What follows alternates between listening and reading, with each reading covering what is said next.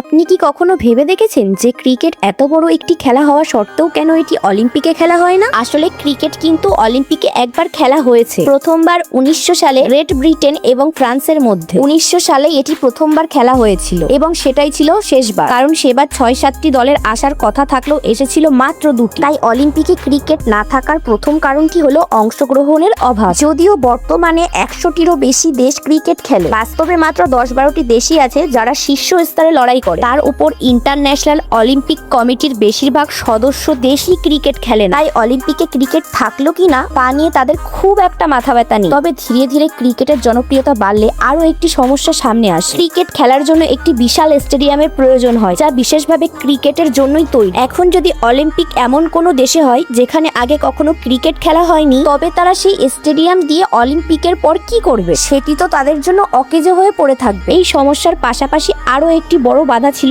ক্রিকেটের দীর্ঘ সময়সীমা। একটি ওডিআই ম্যাচ 8 থেকে 9 ঘন্টা চলে, আর টেস্ট ম্যাচের কথা তো বলাই বাহুল্য, 5 দিনেই অর্ধেক জীবন কেটে যায়। কিন্তু যখন থেকে টি20 ফরম্যাট এসেছে, যা মাত্র 3.5 ঘন্টার মধ্যেই শেষ হয়, তখন থেকেই ক্রিকেটকে অলিম্পিকে ফিরিয়ে আনার আলোচনা শুরু হয়। অবশেষে সুখবর হলো 2028 সালে অলিম্পিকে ক্রিকেট ফিরছে। এমনই সব অদ্ভুত তথ্য প্রতিদিন জানতে সাবস্ক্রাইব করুন ফ্যাক্টরি জুলি চ্যানেলটিকে।